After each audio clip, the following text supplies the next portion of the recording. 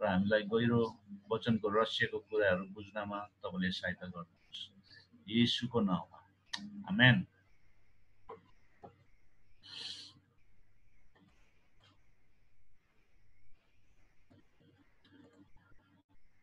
कसरी येशूले यहुदी चाडहरूको अर्थलाई पूरा गर्नुभयो अथवा कतिवटा चाड चाहिँ उहाँको समयमा उहाँले पूरा गर्नुभएको हामीले जान्दछौँ अथवा यो कुरालाई हामी बुझ्दछौँ हो कि येशूको समयमा यहुदी चाडहरू जसरी पूरा भयो त्यो हाम्रो लागि एक आकर्षक अध्ययन भएको छ। हिब्रू धर्मशास्त्रमा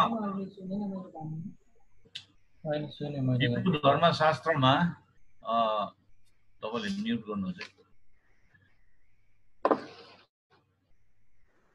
हिब्रू धर्मशास्त्रमा यहुदी अगमवक्ता आमोसले यसरी घोषणा गर्छ, निश्चय नै परमप्रभु परमेश्वरले आफ्ना दास अगमवक्ताहरूलाई आफ्नो रहस्य प्रकट नगरिकन केही गर्नुहुन्न। त्यसले गर्दा परमेश्वरले जे पनि गर्नुहुन्छ उहाँले आफ्नो अगमवक्ताहरूलाई पहिला चाहिँ के गर्नुहुन्छ, उहाँको त्यो रहस्यलाई प्रकट गर्नुहुन्छ अनि प्रकट नगरिकन उहाँले केही पनि कार्य गर्नुहुन्न भन्ने आमोस 3:7 बताउँछ। र पुरानो करारदेखि नै नयाँ करार उत्पत्तिदेखि प्रकाशसम्म परमेश्वरले उहाँको सम्पूर्ण मानिस जातिको लागि योजना र सबैभन्दा अचम्मको अगमवाणीको चित्रहरूको एक चित्र लेवीको पुस्तक 23 अध्यायमा यहुदी चाडहरूमा हाम्रो लागि उल्लेखित छ। अनि हिब्रू भाषामा अथवा हिब्रू शब्दमा यो चाडहरूलाई मोआदिम भन्छ, मोआदिम, जसको अर्थ नियुक्त गरेको समयहरू, एपोइन्टेड टाइम्स भन्छ, नियुक्त गरेको समयहरू। परमेश्वरले ध्यानसँग योजना एक विशेष कथालाई प्रकट गर्न यी 7 चाडहरूमा प्रत्येक समय र अनुक्रम बनाएको छ। अनि 7वटा चाडहरूको पहिलो 4वटा चाडहरू वसन्त ऋतुको समयमा मनाउने गर्छ इजरायलीहरूले। अनि यो वसन्त ऋतु चाहिँ इङ्ग्लिसमा स्प्रिङ टाइम भन्छ, स्प्रिङ टाइम। अनि यो समयमा 4वटा इजरायलीको यो 7वटा चाडहरूमा 4वटा चाहिँ यो स्प्रिङ टाइममा यो वसन्त ऋतुको समयमा मनाउने गर्छ। त्यो चाहिँ के हो भन्दाखेरि पहिलो चाड निस्तर चाड, अस्ति भर्खरै सिद्धियो निस्तर चाड, अखमिरी रोटीको चाड, पहिलो फल।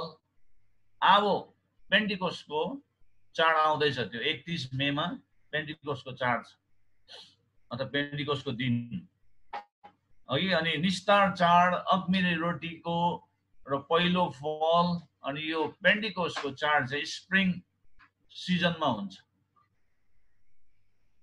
अनि यी 4वटा चाडहरू पहिला नै नयाँ नियममा ख्रिस्टले पूरा गर्नुभयो भन्ने कुरालाई हामी बुझ्दछौँ। अब बाँकी रहेको 3 चाडहरू छ जो येशूले पूरा गर्नु बाँकी छ। त्यो चाहिँ के हो भन्दाखेरि तुरैको चाड, प्रायश्चितको अनि छाप्रोबासको। अब यो चाडहरू चाहिँ चर्चको लागि होइन है, फेरि तपाईँ कन्फ्युज नहुनुहोस्। यो चाडहरू चाहिँ इजरायललाई, यो चाडले चाहिँ इजरायलीहरूलाई देखाउँछ अनि इजरायलीहरूको लागि नै यो चाडहरू तयार गरेको। अनि जब यो चाड परमेश्वरले यो समयहरू इजरायलको लागि राखिदिनु हुँदाखेरि त्यतिखेर मण्डलीको एउटा उयो के भन्नु समय आएकै थिएन। मण्डली त हामी न्यू टेस्टामेन्ट टाइममा आएपछि मात्रै हामीले मण्डली स्थापना भएको त्यहाँ देख्छौँ पेन्टिकोस्टको दिनमा। अनि येशू स्वयंले नै मत्ती 16 अध्यायमा म मेरो मण्डली यस चट्टानमाथि बनाउँछु भनेर भन्नुभएको कुरा त्यहाँ छ। अनि न्यू टेस्टामेन्ट टाइमदेखि मात्रै मण्डलीको उत्पत्ति भएको हामी पाउँछौँ त्यहाँ अघि। त्यसले गर्दा यो चाडहरू 7 फिस्ट अफ इजरायल यो चाहिँ इजरायलको लागि मात्रै हो, यो हाम्रो लागि होइन। तपाईँले कन्फ्युज नहुनुहोस्। कसैले तपाईलाई यो चाड मनाउनु पर्छ भनेर तपाईलाई कर लगाउँदैछ अथवा तपाईलाई भन्दैछ भनेदेखि तपाईले बुझ्नु पर्यो यो चाडहरू चाहिँ हाम्रो होइन भनेर। हाम्रो लागि होइन, चर्चको लागि होइन यो। तर चर्चलाई ज्ञान चाहिँ हुनुपर्छ, किनभने हाम्रो दाजुभाइहरूले, हाम्रो इजरायलीहरूले, यहुदीहरूले किन चाहिँ यो चाड अझै पनि मान्दैछ भन्दाखेरि उनीहरूले अझै पनि येशूको धार्मिकतालाई उनीहरूले ग्रहण गरेको छैन। उनीहरू अझै पनि मूसाले दिएको व्यवस्थामाथि उनीहरू निर्भर छ।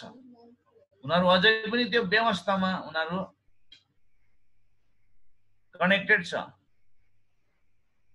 जुन कुरा येशूले कल्भरी क्रुसमा सिधाइसक्नु भयो, मन्दिरको पर्दा पनि 2 टुक्रा भयो माथिदेखि तलसम्म।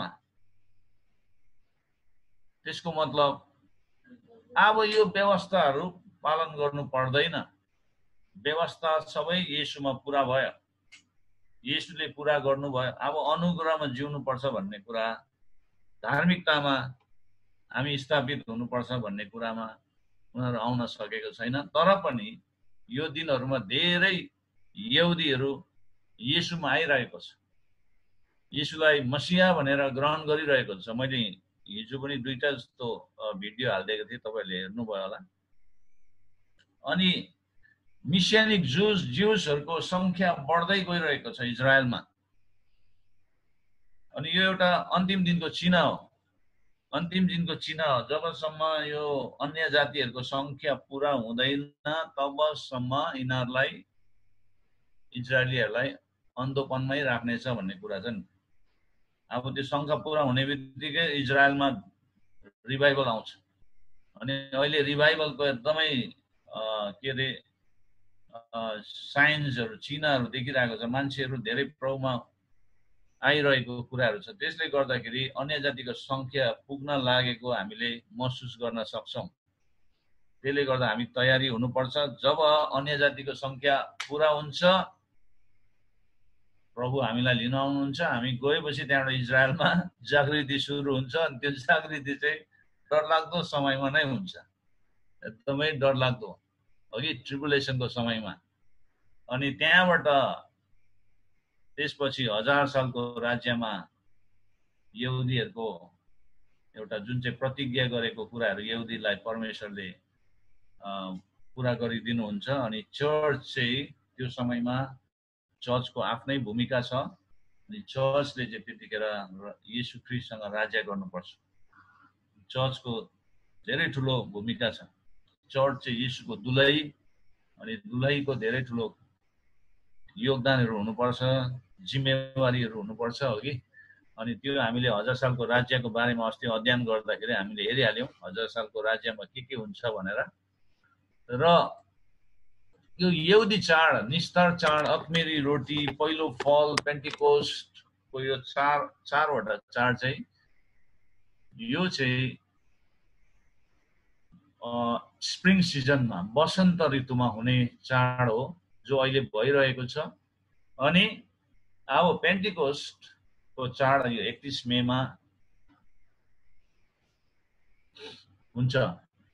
र अब अन्तिम चाड बाँकी रहेको जुन चाहिँ तुरै, प्रायश्चित र छाप्रोबासको यो 3वटा चाड चाहिँ सबै 15 दिनको अवधि भित्र हुने कुरा हो। अनि यो चाहिँ शरद ऋतुमा हुन्छ। शरद ऋतु भनेको चाहिँ अटम सिजन, अटम सिजनमा हुने, इङ्ग्लिसमा अटम भन्छ, नेपालीमा शरद ऋतुको समयमा हुन्छ। धेरै बाइबल विद्वानहरूले अथवा टिप्पणीकारहरूले यी शरद ऋतुको चाडहरू अझै पनि येशूले पूरा गर्नु भएको छैन भन्ने विश्वास गर्छ। धेरै बाइबल विद्वानहरूले र टिप्पणीकारहरूले यो 3 चाडहरू येशूको आगमनमा पूरा हुन्छ भन्छ। येशूको आगमन, येशू दोस्रो आगमनमा जब आउनुहुन्छ, अनि यो 3वटा चाड इजरायलको लागि पूरा हुनेछ। अहिले चाहिँ भएको छैन, उनीहरूले एउटा छायाको रूपमा मात्रै त्यो चाडहरू मनाइरहेको छ र एक दिन वास्तविकमा त्यो चाडहरू येशूले पुरा गर्नुहुनेछ इजरायलीहरूको लागि। र एक संक्षेपमा इजरायलका 7 वटा चाडहरूमा प्रत्येक अगमवाणीका महत्त्व लुकेको हामी पाउँछौँ। अब त्यो कुरालाई हामीले बुझ्नुपर्छ। निस्तर चाड लेवीको 23 अध्यायमा त्यो चाडको बारेमा, सबै 7 वटा चाडको बारेमा त्यहाँनिर व्याख्या गरेको हामी पाउँछौँ। अनि निस्तर चाड चाहिँ लेवी 23 को 5 मा भनेको छ। अनि त्यो निस्तर चाड चाहिँ येशूले उहाँको समयमा कसरी पुरा गर्नुभयो भन्दाखेरि निस्तर चाडमा चाहिँ थुमाहरूको बलि चढाउँछ। थुमाको बलि चढाउँछ। धेरै थुमाहरूको बलि चढाउँछ इजरायलमा निस्तर चाडको समयमा।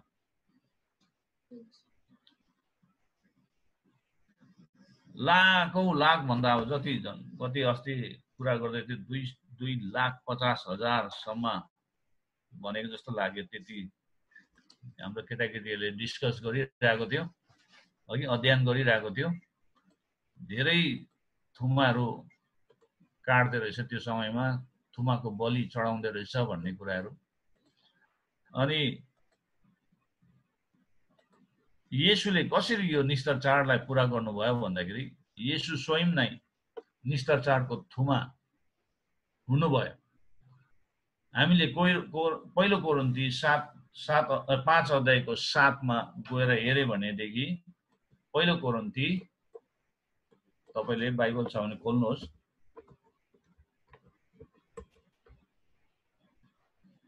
पहिलो कोरिन्थी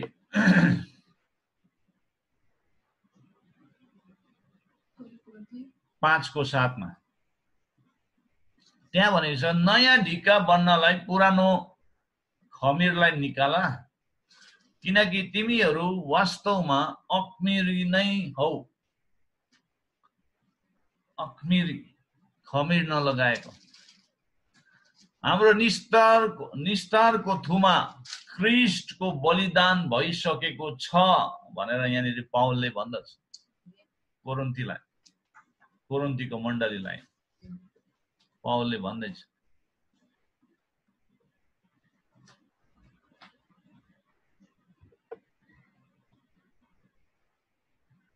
पाप र दुष्टताको पुरानो खमीरलाई निकाला भन्दैछ। अब 6 पदमा गएर हेरे भने, तिमीहरूको घमण्ड ठिक होइन, अलिकता खमीरले जम्मै ढिकालाई खमीरा बनाइहाल्छ भन्ने के तिमीहरूलाई थाहा छैन? नयाँ ढिक्का बन्नलाई पुरानो खमीरलाई निकाला भन्नुको मतलब चाहिँ पाप र दुष्टताको पुरानो खमीरलाई निकाला भनेर पावलले भन्दछ। ती कोरिन्थीहरूले पापी मानिसलाई मण्डलीबाट निकाल्ने मात्र होइन, तर तिनीहरूको आफ्ना हृदयबाट पापहरू निकाल्नु पर्छ भनेर पावलले भन्दछ। यसको अर्थ चाहिँ त्यो, हामीले पापीहरूलाई मण्डलीबाट निकालेर मात्रै हुँदैन, तर तिनीहरूको आफ्ना हृदयबाट पापहरू निकाल्नु पर्छ भन्दैछ। फल्नाले पाप गर्यो भने मण्डलीबाट निकाल्नु होइन, तर उनीहरूमा भित्र भएको पापलाई चाहिँ निकाल्नु पर्छ भनेर, उनीहरूको हृदयमा भएको पापलाई चाहिँ निकाल्नु पर्छ। मान्छेलाई निकालेर के फाइदा? ऊ भित्र भएको पापलाई चाहिँ निकाल्नु पर्छ भन्दैछ। नयाँ ढिक्का बन्नलाई पुरानो खमीर निकाल्न आवश्यक छ। कोरिन्थी क्रिस्चियनहरू र अरू सबै क्रिस्चियनहरू पनि नयाँ ढिक्का बनेका छन् भनेछ। नयाँ ढिक्का जो अख्मिरी हुनु पर्ने हो, अख्मिरी, खमीरले पापलाई देखाउँछ।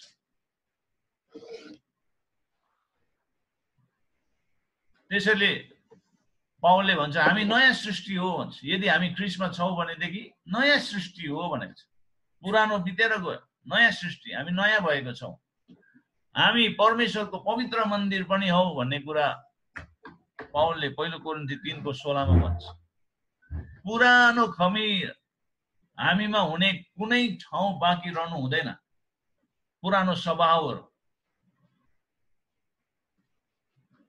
हाम्रो निस्तारको थुमा ख्रीष्टको बलिदान भइसकेको छ भनेर भन्नु हुँदैछ। हाम्रो निस्तारको थुमा ख्रीष्टको बलिदान भइसकेको छ। त्यसैले तपाईहरुले निस्तार चाडमा थुमाको बलि गर्नु पर्दैन। उहाँले सिधाइसक्नु भयो त्यो कामलाई। अब विश्वासद्वारा तपाई के हुनुपर्छ? धार्मिकतामा आउनुपर्छ।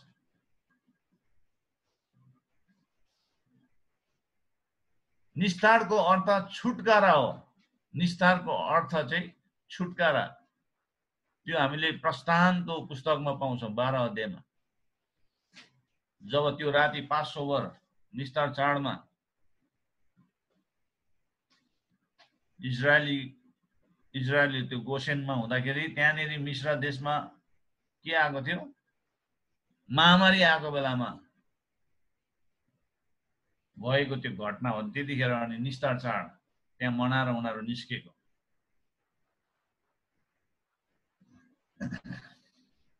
हाम्रो निस्तारको थुमा येशू ख्रीष्टको बलिदान भइसकेको छ। त्यसले गर्दा हामीले निस्तार चाड मनाउनु पर्दैन। निस्तारको अर्थ छुटकारा हो। हाम्रो छुटकारा भइसकेको छ पापबाट।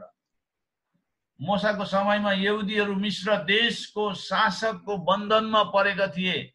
तिनीहरूलाई छुटकारा दिनलाई मिश्रका सबै मानिस र पशु दुवैको पहिलो जन्मेकोहरूलाई परमेश्वरले मार्नु भयो। यहुदीहरूको पहिलो जन्मेकोहरू नमरुन् भनेर यहुदीहरूले एउटा निष्कलङ्क पाठो बलिदान चढाए र त्यसको रगत आफ्नो आफ्नो घरको चौकोसमा लाए। हामीले त्यो प्रस्थान 12 को 6 देखि 8 मा गएर हेर्यौं भने त्यहाँ पाउँछौं।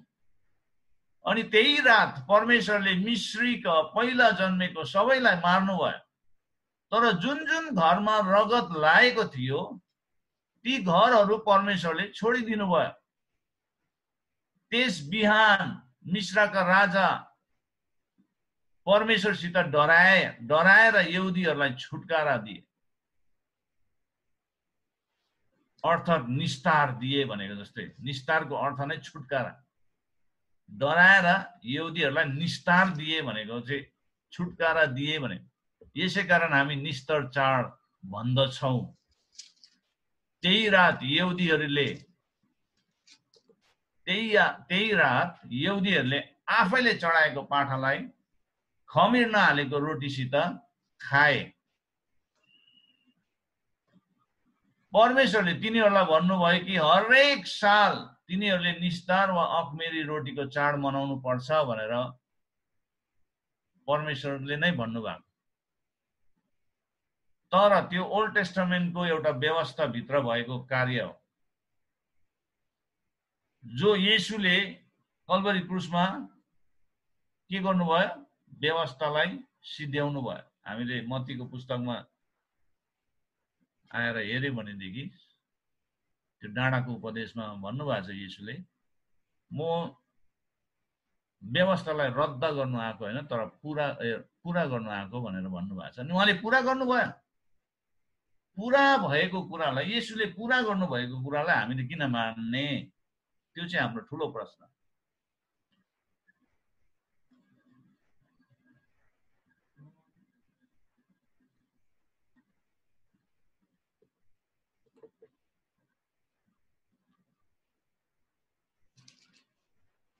यो चाड मनाउँदा तिनीहरूले इजरायलीहरूले आफ्नो आफ्नो घरबाट सबै खमीर निकाल्नु पर्छ भन्ने आज्ञा परमेश्वरले दिनुभयो।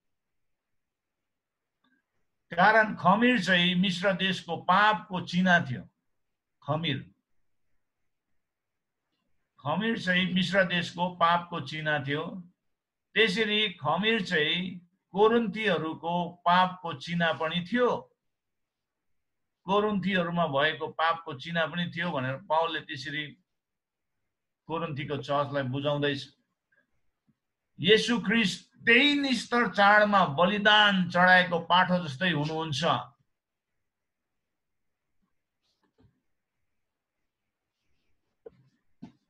यूहन्ना 1:36 मा भन्छ, उनले येशूलाई गइरहनु भएको देखेर भने हेर परमेश्वरको थुमा। अनि 29 पदमा पनि परमेश्वरको थुमा भनेर परिचय गरेको बप्तिस्मा दिने यूहन्नाले। अनि फेरि येशू गइरहेको देखेर फेरि दोस्रो चोटि पनि हेर परमेश्वरको थुमा भनेर त्यहाँनिर भनेको हामी पाउँछौँ। उहाँको रगत वा मृत्युद्वारा परमेश्वरले हामीलाई पापको बन्धनबाट छुटकारा दिनुहुन्छ। आमेन। पहिलो पत्रुस 1:18 देखि 19 मा पत्रुसले यसरी भन्छ, तिमीहरू जान्दछौ कि आफ्ना पिता पुर्खाबाट आएको व्यर्थका कुराहरूदेखि सुन वा चाँदी जस्तो नाश हुने थोकहरूद्वारा दान तिरी तिमीहरू छुटाएको होइनौ, तर निष्कोट र निष्कलङ्क थुमाको जस्तो ख्रीष्टको अनमोल रगतद्वारा दान तिरी छुटाएको छौ भनेर त्यो व्यवस्थामा जिउनेहरूलाई भनिरहेको छ।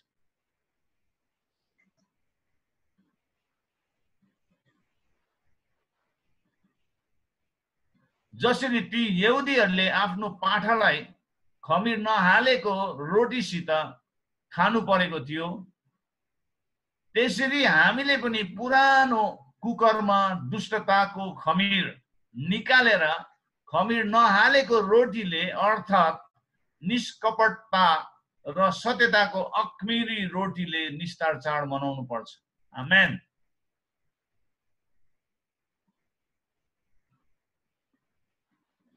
क्रिस्चियनहरू यहुदी निस्तार चाड मनाउनुको सट्टामा ख्रीष्टको मृत्यु र पुनरुत्थानको सम्झना गर्छन्।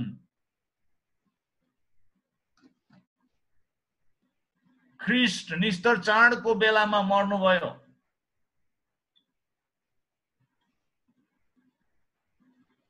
उहाँ हाम्रो छुटकाराको लागि आफै नै बलिदान बन्नुभएको थियो। तर खास गरी हामी क्रिस्चियनहरू एक दिन वा एक हप्ता भरिको चाड मनाउने मात्र होइन, तर हामी वर्षभरिको हरेक दिन नै निस्तार चाड लगातार मनाइरहन्छौँ। वास्तवमा पद 8 ले के भन्छ? पहिलो कोरिन्थी 5:8 ले के भन्छ? यसकारण हामी पुरानो खमीरले अर्थात् कुकर्म दुष्टताको खमीरले होइन, तर निष्कपटता र सत्यताको अखमीरी रोटीको चाड मनाउँछौँ।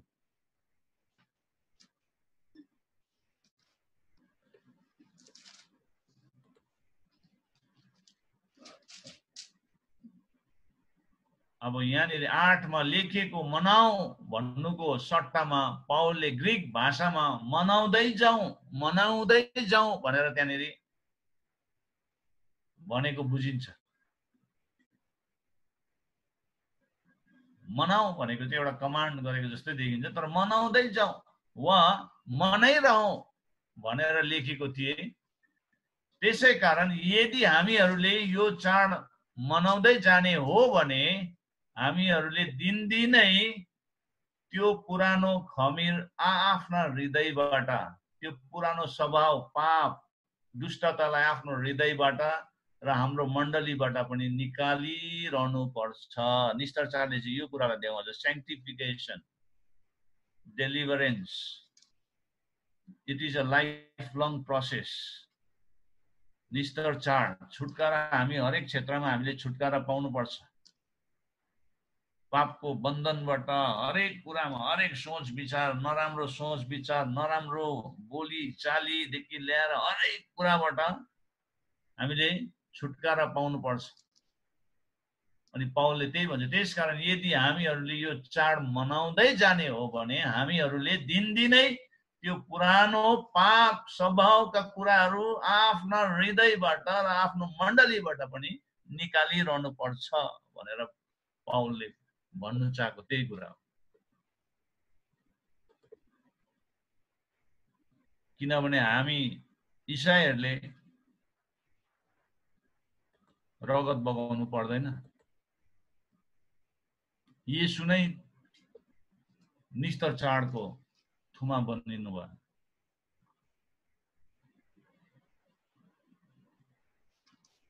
अब यहुदीहरूले अझै पनि नबुझेर येशूलाई उनीहरूले ग्रहणै नगरेको कारणले गर्दाखेरि, उनीहरूमा त्यो प्रकाश नआएको कारणले गर्दाखेरि नै उनीहरूले अझै पनि यो शारीरिक कामहरू गरि नै रहेको छ।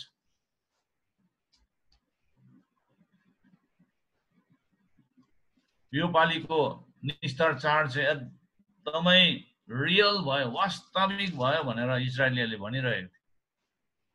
किनभने उनीहरूले निस्तर चाड मनाउँदाखेरि मिश्र देशमा महामारी आइरहेको थियो। अनि यो साल पनि झन्डै 3000 वर्षभन्दा अगाडि बढी भयो, 3000 वर्षभन्दा बढी भयो, झन्डै 3500 इयर्सदेखि माथिको कुरा हो। जब उनीहरू मिश्रमा थियो त्यतिखेर निस्तर चाड मनाउँदाखेरि महामारी आएको थियो। अनि आज झन्डै 3500 वर्षपछि यो पालिको निस्तर चाड एकदमै रियल भयो। किनभने हामीले निस्तर चाड मनाउँदै गर्दाखेरि अहिले संसारमा महामारी आइरहेको छ। मिश्रमा मात्रै होइन, इजरायलमा मात्रै होइन, संसारमा महामारी छ भनेर उनीहरूले यो सालको निस्तर चाडलाई चाहिँ उनीहरूले रियल निस्तर चाड भयो भनेर उनीहरूले भन्दै थिए।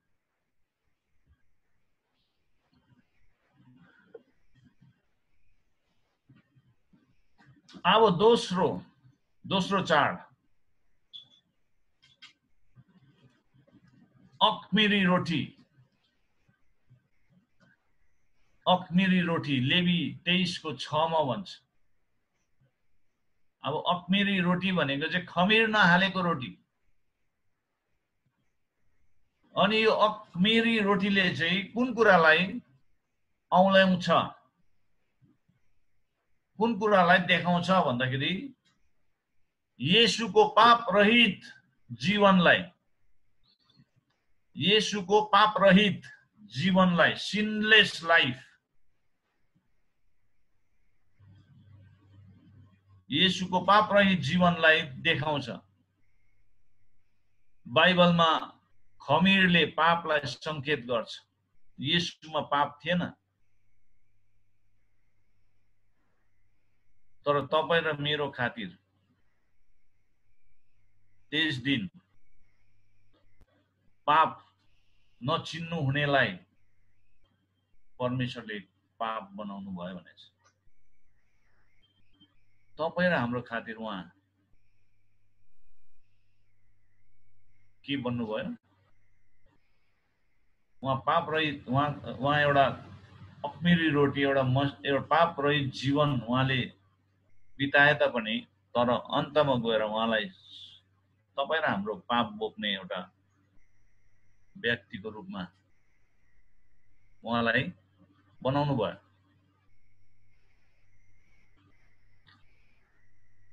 अनि जब अखमिरी रोटीको चाड आउँछ हामीले सम्झिनु पर्छ कि मसीहको पाप रहित जीवनलाई औँल्याउँछ।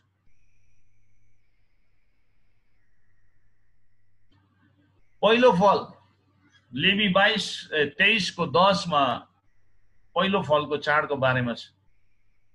येशूको पुनरुत्थान जो धार्मिकहरूको पहिलो फल। अब यो निस्तर चाड, अखमिरी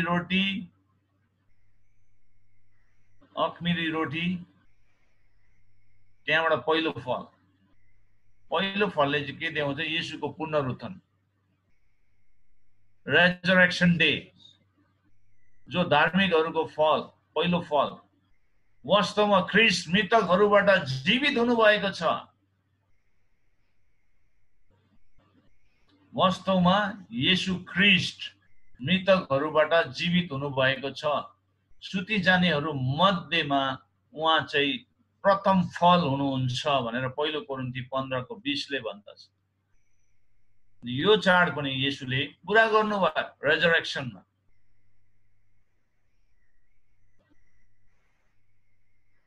अब चौथो पेन्टिकोस्ट, जसलाई हिब्रू भाषामा सबुअत भन्छ। सबुअत लेवी 23:16 मा हामी पाउँछौँ। यो पेन्टिकोस्टको चाडको बारेमा।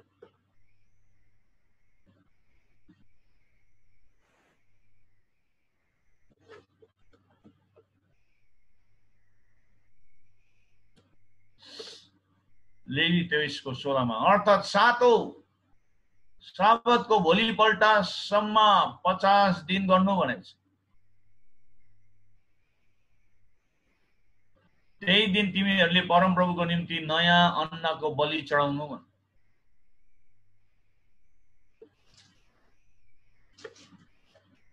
पहिलो फल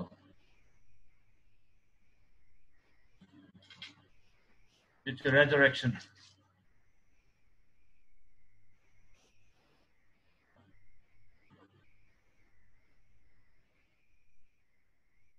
पेन्टिकोस्टको दिन 50 दिन अखमेरी रोटीको चाडको सुरुवात पछि देखा पर्यो परमेश्वरले उहाँको पवित्र आत्मा खनाएर 3000 यहुदीहरू पत्रुसको सुसमाचार सुनेर प्रभुलाई ग्रहण गरे र चर्च वास्तवमा यो दिनमा जन्मेको हो, अथवा चर्चको जन्म चाहिँ पेन्टिकोस्टको दिनमा भएको हो। आमेन। र कसैले तपाईलाई चर्च कहिले जन्मेको भन्यो भने पेन्टिकोस्टको दिनमा भनेर तपाईले भन्न सक्नुहुन्छ।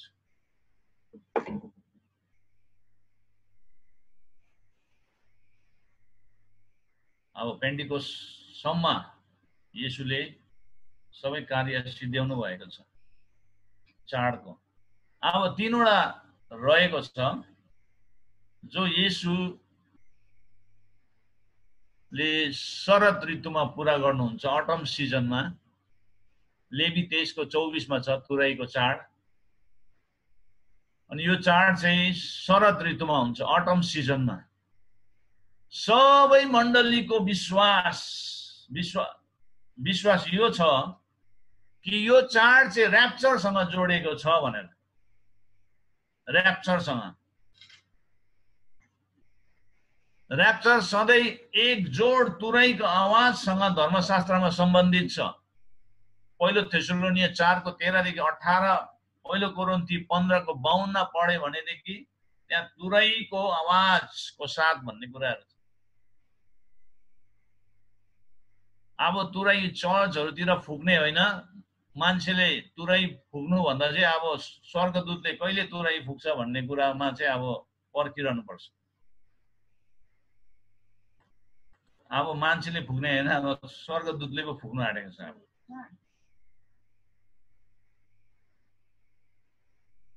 अनि तुरैको चाड, अनि धेरै बाइबल विद्वानहरूले चाहिँ भन्छ र्याप्चर चाहिँ तुरैको चाडमा नै हुनुपर्छ भनेर। कतिजनाले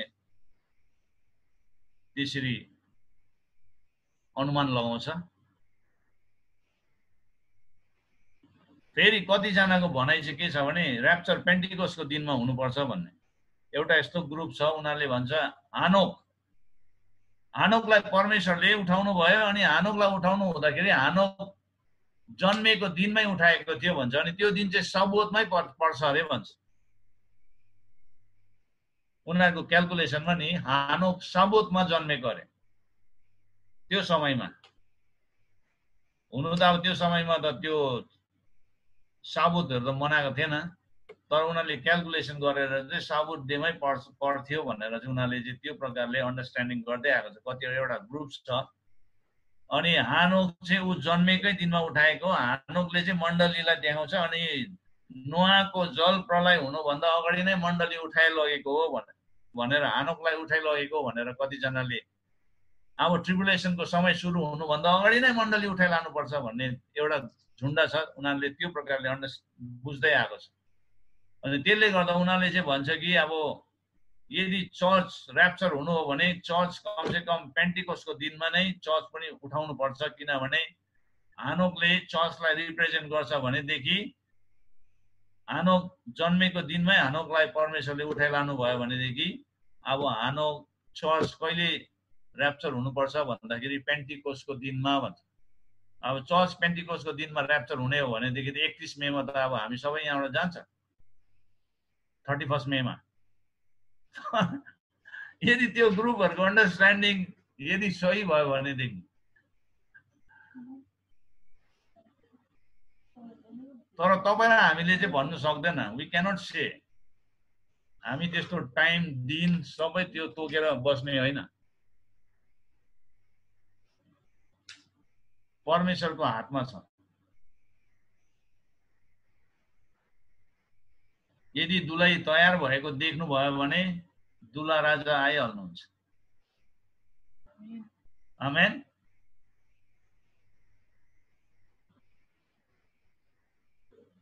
अनि यो लकडाउनको समयमा दुलैलाई सिङ्गार पेटर गर्ने समय दिनुभएको हो कि थाहा छैन। अहिले धेरैजना सिङ्गारिरहेको छ, तयार भइरहेको छ, हो कि होइन? तयारीको समय। धेरैले भन्छ यो चाहिँ एकदमै तयारीको समय हो भन्छ। तयार भइरहेको छ।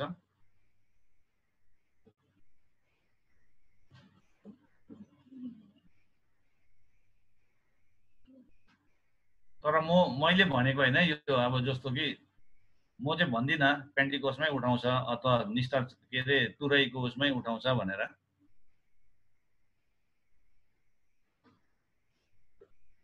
तर धेरैले तुरैको चाड आयो भनेपछि उनीहरू अब ऱ्याप्चर हुन्छ है भनेर कतिजनाले एकदमै डेटहरू पनि दिइहाल्छ होइन। तर फेरि नआउँदाखेरि अप्ठ्यारो हुन्छ। जे भए पनि हामी हर समय तयार हुनुपर्छ, किनभने मग्नी भइसकेको छ। अब दुलहा कहिले आउनुहुन्छ दुलैलाई पनि थाहा हुँदैन। जब दुलहाले सबै आफ्नो काम सिध्याएर अब दुलै लिनु जान्छु भनेर उहाँले आफ्नो साथीभाइहरूलाई लिएर सट्टै निस्केपछि त बस राति आउँछ, राति आउनुहुन्छ। अब यो चाहिँ इजरायली उसबाट कन्टेक्सबाट हेऱ्यो भनेदेखि राति आउँछ बत्ती बालेर। त्यतिखेर मग्नी भएको दुलैहरूको पनि हातमा बत्ती हुनु पर्यो नि त, तेल हुनु पर्यो, बलिरहेको हुनु पर्यो, अनि दुलहा सँगसँग जानु सक्ने हुनु पर्यो। त्यसले गर्दा हामी हर समय तयारी हुनुपर्छ। त्यो 10 कन्याको दृष्टान्तबाट हामीले बुझ्नुपर्छ।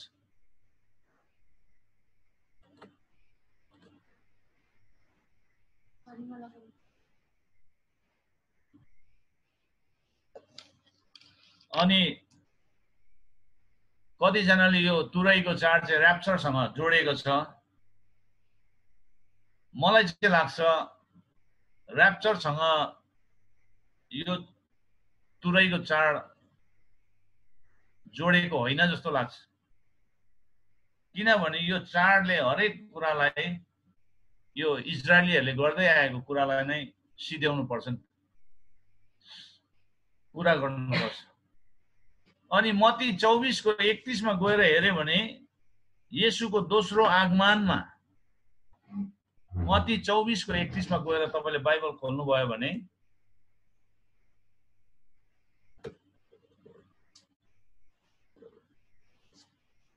चौबीस को 31 मा येशूले के भन्नुभएको छ भने उसले आफ्नो स्वर्गदूतहरूलाई तुरैको ठूलो आवाजको साथ पठाउने छ।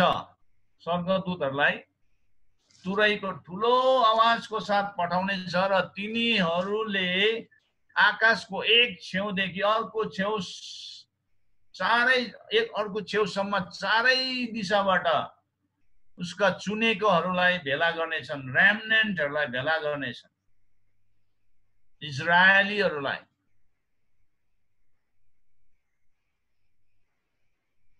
यो पृथ्वीमा ट्रिबुलेसन संकष्टको दिन तुरन्तै पछि भनेछ। 29 मा गएर हेर्यो भने संकष्टको दिन तुरन्तै पछि सूर्य अँध्यारो हुनेछ, चन्द्रमाले आफ्नो चमक दिने छैन, ताराहरू आकाशबाट खस्नेछन् तथा आकाशका शक्तिहरू हल्लाइनेछ। तब मानिसको पुत्रको चिना आकाशमा देखा पर्नेछ र पृथ्वीका सब जातिहरू विलाप गर्नेछ र तिनीहरूले मानिसको पुत्रलाई आकाशको बादलहरूमा शक्ति र ठुलो महिमा साथ आइरहेको देख्नेछन्। अब तपाईहरुले बाइबलमा राम्रोसँगले बुझ्नुहोस् है। कतिजनाले भन्छ नि 36 पदलाई पढेर भन्छ, त्यस दिन र घडीको विषयमा पिता बाहेक कसैले जान्दैन, न त स्वर्गका दूतहरूले न पुत्रले। अब कुन चाहिँ दिनको बारेमा कुरा गरेको होला? यहाँ त अब सबै स्पष्ट बताइदिनु भएको छ। येशू दोस्रो आगमनमा आउनुहुने समयको बारेमा स्पष्ट बताइदिनु भएको छ। चन्द्रमा अँध्यारो हुन्छ, ताराहरू आकाशबाट खस्नेछ भने त्यो दुष्ट स्वर्गदूतहरूलाई झार्नेछ, दोस्रो स्वर्गबाट आकाशको शक्तिहरू हल्लाइनेछ। अनि त्योभन्दा अगाडि अझै हामीले हेऱ्यो भनेदेखि त्यहाँनिर झुट्टा ख्रिस्टहरू, झुट्टा अगमवक्ताहरू खडा हुनेछ, चुनेकोहरूलाई भड्काउनका लागि ठुला ठुला चिन्हहरू, आश्चर्य कामहरू देखाउनेछ भनेर, होइन, 23-24 याद राख, मैले तिमीहरूलाई अघिबाटै भनिदिएको छु भनेर पनि त्यहाँ भनिरहेको छ। यदि तिमीहरूले तिमीहरूलाई हेर उनी उजाड स्थानमा छ भन्छ भने बाहिर निस्केर नजाऊ, अनि हेर उनी भित्री कोठाहरूमा छन् भने पनि विश्वास नगर, किनकि कसरी बिजुली पूर्वबाट चम्कँदा पश्चिमसम्मै उज्यालो हुन्छ, त्यसरी नै मानिसको पुत्रको आगमन हुनेछ। अब फेरि मानिसको पुत्रको आगमन फेरि कसरी, त्यो आगमनको अगाडि चाहिँ के हुन्छ भन्दाखेरि त्यो दिन चाहिँ फेरि नोआको समय जस्तो हुनेछ भनेर पनि भनेको छ। फेरि नोआको दिन जस्तै 38 मा गएर हेर्यो भने, किनकि जसरी जल प्रलय 37 मा गएर हेर्यो भने मानिसको पुत्रको आगमन नोआको दिनहरू जस्तै हुनेछ भनेर पनि बताइदिनु भएको छ। किनकि जसरी यो सबै सेकेन्ड कमिङको बारेमा येशूले स्पष्टसँग बताइदिनु भएको। अब यहाँनिर गएर 24 अध्यायमा हेर्यो भने 3वटा प्रश्न गरेको छ चेलाहरूले 3टा प्रश्न गरेको हामी पाउँछौँ। 24 को 3 मा 3 पदमा गएर 3वटा प्रश्न गरेछ। प्रश्न नम्बर 1, हामीलाई भन्नुहोस् यी कुरा कहिले हुनेछ? अब कुन कुरा भनेको? जब एउटा ढुङ्गा माथि अर्को ढुङ्गा रहने छैन, प्रत्येक भत्काएर फालिनेछ भन्नुको मतलब डिस्ट्रक्सन अफ जेरुसलम टेम्पल, यरुसलमको टेम्पललाई, मन्दिरलाई भत्काउने बारेमा यहाँ प्रश्न हुँदैछ। हामीलाई भन्नुहोस् न यी कुरा कहिले हुनेछ? त्यहाँबाट दोस्रो प्रश्न, तपाईको आगमन, सेकेन्ड कमिङको बारेमा र यस युगको अन्तको चिन्ह के हुनेछ भन्दाखेरि होशियार रहो, कसैले तिमीहरूलाई भ्रममा नपाओस् भने त्यहाँबाट येशूले आफ्नो आगमनको बारेमा, दोस्रो आगमनको बारेमा, साथै यस युगको अन्तको चिन्हको बारेमा उहाँले बताउनु हुँदैछ। तर हामीलाई भन्नुहोस् यी कुरा कहिले हुनेछ, यो मन्दिर कहिले भत्काउने छ भन्ने प्रश्नको रेस्पोन्स चाहिँ तपाईले 36 पदमा पाउनुहुन्छ। 36 पदमा आज मान्छेहरूले उल्टा बुझिरहेछ। तर त्यस दिन र घडीको विषयमा पिता बाहेक कसैले जान्दैन, न त स्वर्गदूतहरूले न त पुत्रले। यो येशूको आगमनको बारेमा भनेको होइन, यो चाहिँ त्यो मन्दिर भत्काउने दिन र घडीको बारेमा जो 70 AD मा पुरा भयो।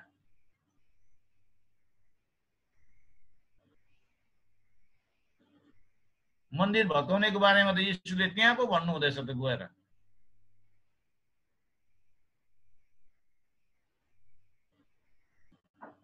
तर मान्छेले चाहिँ दोस्रो आगमनको बारेमा त येशूले पुरा बताइसक्नु भएको छ। यस्तो यस्तो चिन्ह हुनेछ, यो हुनेछ, आकाशमा यो हुनेछ, यो हुनेछ, यो त्यहाँबाट हैन नेभाराको रुखको बारेमा दिनु हुँदैछ, त्यहाँबाट नोआको दिन जस्तो हुनेछ, मान्छेले यस्तो गर्नेछ उस्तो गर्नेछ भनेछ। येशू आउनु हुने दोस्रो आगमनको बारेमा त पुरा त्यहाँनिर उल्लेख गरेको हामी पाउँछौँ। तर त्यो मन्दिर कहिले भत्काउँछ भन्ने कुरा त बताउनु भएन नि। अनि त्यो चाहिँ 36 पदमा आएर येशूले भन्नु हुँदैछ, यो त न पितालाई बाहेक पुत्रलाई पनि थाहा हुँदैन, थाहा छैन। नभए येशूले भन्नुहुन्थ्यो नि 70 AD मा भत्काउने छ भनेर भनिदिनु पर्ने थियो। अथवा उहाँले भन्नु सक्ने थियो म गएपछि 35 वर्षपछि अथवा 37 वर्षपछि।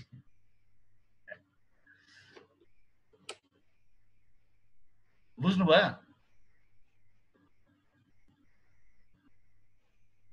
अनि 70 AD मा मन्दिर भत्कायो भन्नुको मतलब पहिलो प्रश्नको उत्तर पुरा भयो 70 AD मा, 70 AD मा। भनेपछि अब येशूको आगमन र यस युगको अन्तको चिन्हहरू चाहिँ येशूले पहिल्यै भनिसक्नु भएको छ बटटट। त्यसले गर्दा र्याप्चर कुनै पनि समयमा हुन सक्छ। हामी तयार भएर बस्नुपर्छ, किनभने दोस्रो आगमनको चिन्हहरू हामीले देख्दैछौँ। महामारी, अनिकाल, युद्धहरूको हल्ला,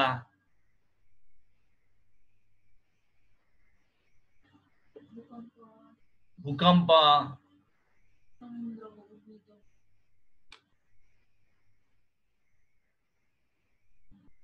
त्यसले गर्दा र्याप्चर एनी टाइम हुन सक्छ।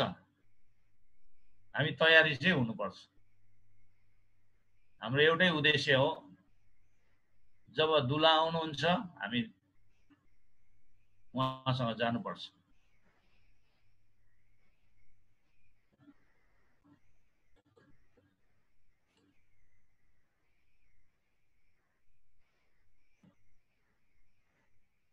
येशू आउनु हुँदाखेरि इजरायलीहरूलाई भेला गर्नुहुन्छ, चारै दिशाबाट भेला गरेर त्यहाँबाट तुरैको चाड त्यतिखेर कम्प्लिट हुन्छ। इजरायलीहरूको दृष्टिकोणमा त्यो चाड पुरा हुन्छ। त्यहाँबाट त्यसको तुरन्तै पछि प्रायश्चितको चाड हुन्छ, छेटौं चाड। लेवी 23 को 27 पद अनुसार प्रायश्चितको चाड, त्यसलाई फिस्ट अफ यङ कुपर पनि भन्छ, फिस्ट अफ एटोनमेन्ट पनि भन्छ। प्रायश्चितको चाड नेपालीमा चाहिँ प्रायश्चितको चाड, अब प्रायश्चित गर्ने चाड।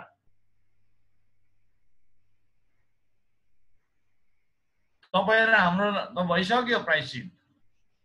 यहुदीहरूले आफ्नो पापको पश्चाताप गर्नेछ, यहुदीहरूले आफ्नो पापको पश्चाताप गर्नेछ। त्यतिखेर येशू आउनुहुन्छ अनि तिनीहरूले घायल गरेको येशूलाई हेर्छन् र आफ्नो मसियालाई ग्रहण गर्दा त्यो यहुदीहरूको लागि प्रायश्चितको दिन हुनेछ भनेर जकरिया 12 को 10 देखि 14 पदसम्म त्यहाँनिर उल्लेख गरेको छ। येशूको दोस्रो आगमनमा प्रायश्चितको चाड पनि सिद्धिन्छ। जब यहुदीहरू आफ्नो आफ्नो कुलमा बसेर, 12 कुलमा आफ्नो आफ्नो कुलमा बसेर उनीहरू आफ्नो आफ्नो स्वास्नी नानीहरूसँग बसेर उनीहरू विलाप गर्छ, रुन्छ, पश्चाताप गर्छ, प्रायश्चितको चाड त्यतिखेर मनाउँछ। Feast of atonement. त्यसपछि अन्तिम चाड छाप्रोबासको चाड, जब 1000 सालको राज्य स्थापना भएपछि, हुनुभन्दा अगाडि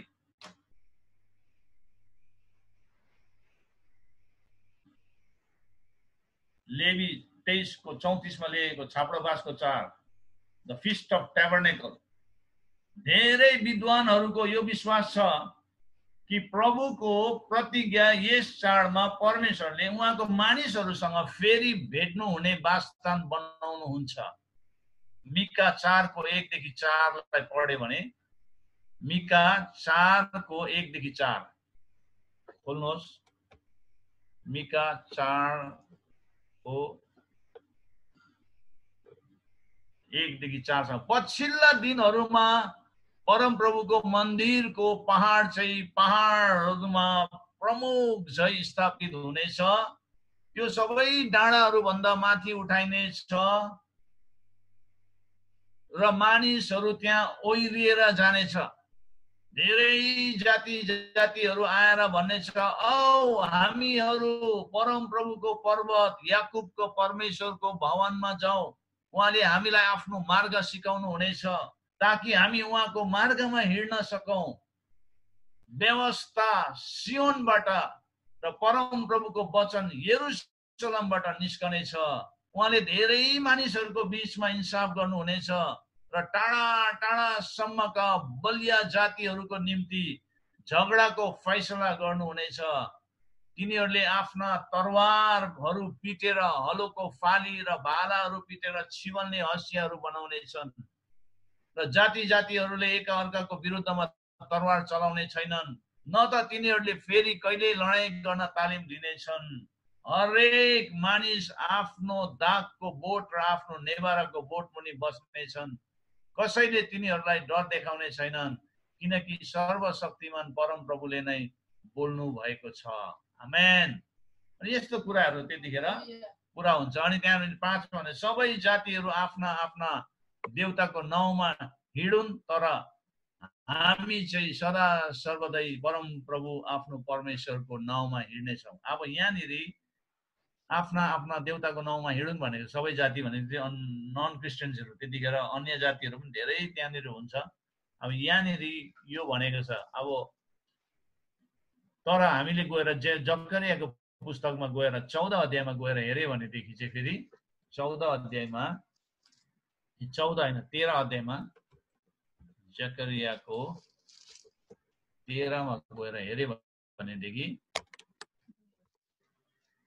13 को 2 मा चाहिँ यस्तो भनेको छ, सर्वशक्तिमान परमप्रभु भन्नुहुन्छ, म त्यस दिन देशबाट देवताहरूको नाउँ निशानै मेटिदिनेछु र तिनीहरूको सम्झना नै हुने छैन भनेर त्यहाँनिर जकरियाको पुस्तकमा चाहिँ त्यसरी भन्नुभएको छ। परमेश्वरले 1000 सालको राज्यमा प्रवेश हुँदाखेरि कसैले पनि देवी देवताको नाउँ निशानै अब मेटाइदिएपछि त कसैले सम्झना पनि गर्ने छैन भनेको छ। भनेपछि यहाँनिर मिकाको 5 पदमा भएको चाहिँ अलिकति त्यो हामीले बुझ्नु अलिक गाह्रो पर्यो के भनेको हो त्यो चाहिँ। अब तर समय बित्दै गएपछि सायद त्यो बिस्तारैसँग देवी देवताको नाम निशानहरू मेटेर जान्छ जस्तो लाग्छ। 1000 सालको राज्य भनेको यहाँ होइन नि त, कमसेकम 1 वर्षसम्म त तिनीहरूले देवी देवता मानोस् न। तर बिस्तारै तपाईँ हाम्रो काम चाहिँ के हुन्छ भने हरेक जातिलाई येशू चिनाउने। 1000 सालको राज्यमा पनि हामीले परमेश्वरको राज्यलाई प्रतिनिधित्व गर्नुपर्छ। धेरैजना मान्छेहरू प्रवेश हुन्छ हाम्रो यो प्राकृतिक शरीर लिएर, तर तपाईँ र हामी चर्च रेजरेक्टेड भएको बडीहरू सबै शक्तिशाली शरीरमा परिणत हुन्छ, महिमित शरीरमा, अविनाशी शरीरमा, आत्मिक शरीरमा। अनि त्यो शरीरको बारेमा हामीले पहिलो कोरिन्थी 15 मा गएर हामीले स्वर्गीय शरीर चाहिँ कस्तो हुन्छ भन्ने कुरा त्यहाँ लेखेको छ, पाउलले व्याख्या गरेको छ। अनि आर्मागेदनको लडाईपछि इजरायलीलाई भेला गरेपछि त्यहाँबाट परमेश्वरले प्रायश्चितको चाड पुरा गर्नुहुन्छ। त्यो समयमा येशूले इजरायलीहरूको लागि त्यहाँबाट छाप्रो बासको चाड पनि त्यतिखेर पुरा गरिदिनुहुन्छ। जकरिया 14 को 16 मा गएर हेऱ्यो भने जकरिया 14 को 16 अब 1000 सालको राज्यमा प्रवेश हुँदै गर्दा त्यहाँ के भनेको छ भने जकरिया 14 को 16 मा तब यरुशलेमलाई आक्रमण गर्ने जाति जातिहरूमा जति बाँचेका हुन्छन् तिनीहरू वर्षेनी सर्वशक्तिमान परम प्रभुको महाराजलाई दण्डवत गर्न र छाप्रोबासको चाड मान्नलाई यरुशलेममा जानेछ। आमेन। अब यो चाहिँ सबै इजरायलीहरूको लागि, इजरायली अनि त्यो समयमा अरू जातिहरू पनि हुन्छ जो चाहिँ 1000 सालको राज्यमा प्रवेश हुँदै गर्दा सबैजना छाप्रोबासको चाड मान्नुको लागि चाहिँ इजरायलमा जान्छ। इजरायलीहरूको लागि यो एउटा इम्पोर्टेन्ट डे हुन्छ त्यतिखेर। तर तपाईँ र हाम्रो लागि चाहिँ छाप्रोबासको चाड चाहिँ के हो भन्दाखेरि परमेश्वर हाम्रो वासस्थान, परमेश्वरले फेरि त्यो वासस्थान बनाउनुहुन्छ जहाँ भनेछ परमेश्वरले उहाँको मानिसहरूसँग फेरि भेट्नु हुने वासस्थान बनाउनुहुन्छ। अनि परमेश्वर हाम्रो वासस्थान हुनुहुन्छ। कहिले परमेश्वर हामीसँग हुनुहुन्छ भने त्यो दिन हामी परमेश्वरसँग हुनेछौँ। आमेन।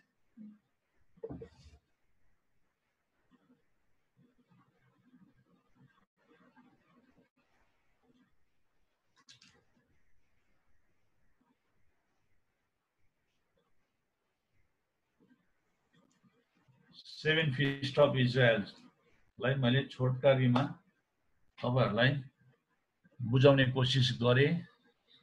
केही प्रश्न छ भने तपाईले सेभेन फिस्ट अफ इजरायलको बारेमा प्रश्न गर्न सक्नुहुन्छ। नत्र भने हामी चर्च र इजरायलको बारेमा डिफरेन्स के हो भन्ने कुरा 20 वटा पोइन्टहरुमा हामी अध्ययन गरेर हामी अन्त गर्नेछौँ। कमसे कम आधी घण्टामा सिद्धिन्छ होला कि एकैचोटि हामी लास्टमा छलफल गरौँ ल।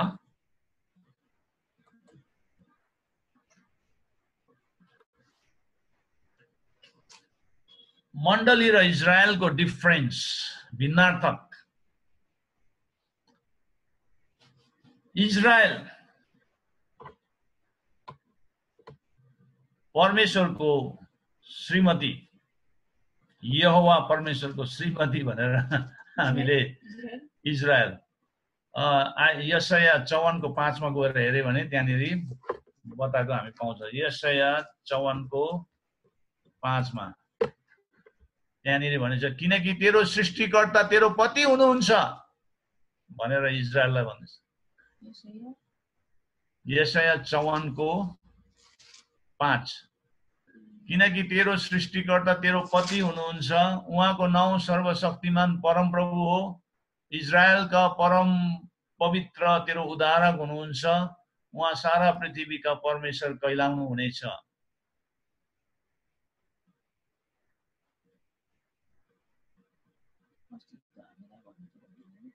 अब त्यहाँ साँच्चीकै पत्नी भनेको होइन, त्यहाँ एउटा अब परमेश्वरसँग एउटा करारमा बाँधेपछि चाहिँ एउटा पति पत्नीको रिलेसनशिप हुनु पर्यो नि त, हैन?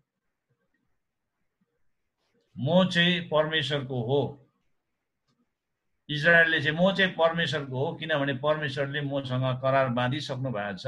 आई बिलोङ टु हिम, जेवा परमेश्वरको हो।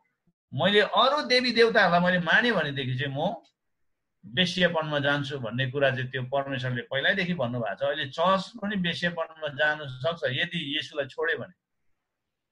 अब यो कन्टेक्स्टमा चाहिँ हामीले यसरी बुझ्नु पर्यो कि साँच्चीकै उहाँ परमेश्वरको चाहिँ पत्नी छ भने त फेरि अप्ठ्यारो हुन्छ, फेरि अरू धर्मको हाँस्छ फेरि। तर यो शारीरिक कुरा होइन, यो आत्मिक कुरा हो।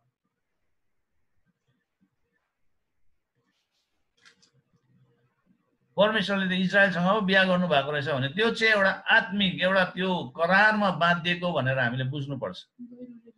गहिरो रिलेसनशिप सम्बन्धमा। त्यही लागि त परमेश्वरले 10 आज्ञा दिनु हुँदाखेरि के भन्नुभएको छ? तिमीहरू कुनै पनि मूर्तिको अघि, देवी देवताको अगाडि नढोक्नु भनेको।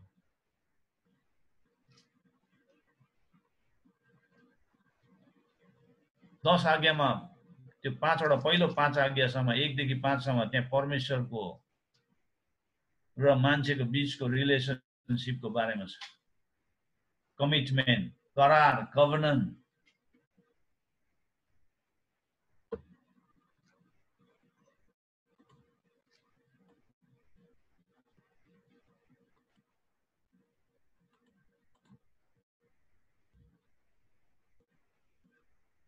यदि इजरायललाई परमेश्वरले त्यो पत्नीको रूपमा ग्रहण गर्नु भएको हो भने यो होसेको पुस्तकमा हामीले बुझ्नुपर्ने कुरा त्यहाँ पनि छ। होसेलाई एउटा वेश्या स्त्रीलाई ल्याएर बिहा गर भनेको पनि छ नि। त्यस्तो वेश्यापनमा गएकोलाई पनि फर्काएर ल्याएर आफ्नो पत्नी बनाउने हाम्रो परमेश्वर चाहिँ त्यो हुनुहुन्छ। उहाँले क्षमा गर्नुभयो भने त्यो चाहिँ परमेश्वरको एउटा चरित्रलाई देखाउँछ। उहाँले फर्गिभ गर्नुहुन्छ यदि फर्केर आयो भने। तर कतिपल्ट हाम्रो पति पत्नीको रिलेसनशिपमा फर्केर आएको पत्नीलाई पतिहरूले ग्रहण गर्नु धेरै गाह्रो पर्छ। अर्कोसँग गयो भने पनि यदि प्रस्ताव गरेर फर्केर आयो भने ग्रहण गर्नु धेरै गाह्रो पर्छ पतिलाई। पतिले गर्छ। अनि यहाँ चाहिँ के भने परमेश्वरको एउटा चरित्रलाई देखाइरहेछ। इजरायल वेश्यापनमा गयो, फेरि पछि परमेश्वरले इजरायललाई फर्काएर ल्याउनुहुन्छ। होसेको पुस्तकले त्यही कुरालाई देखाउँछ। इजरायलको वेश्यापन पछि पनि परमेश्वरले इजरायललाई अँगालेको कुराहरू, ग्रहण गरेको कुराहरू छ। अब चर्चको लागि चाहिँ एफिसी 5 को 22 देखि 23 लाई हेरे भने चाहिँ हामी चाहिँ येशूको दुलै ब्राइड अफ क्राइस्ट, मण्डली चाहिँ येशूको दुलै।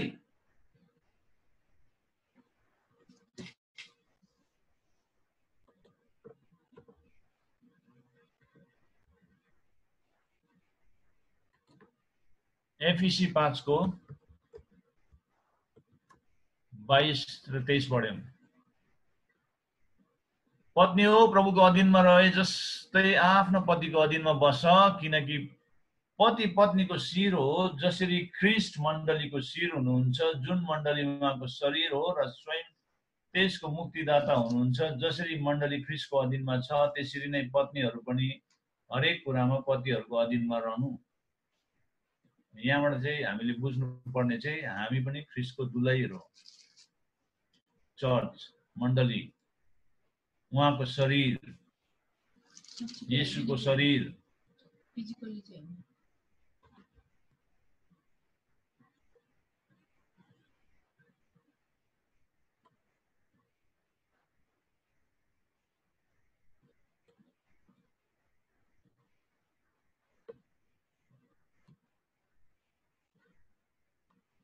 हामीले तल 33 सम्म पढ्यो भनेदेखि चाहिँ हामीले के बुझ्छौं भनेदेखि चाहिँ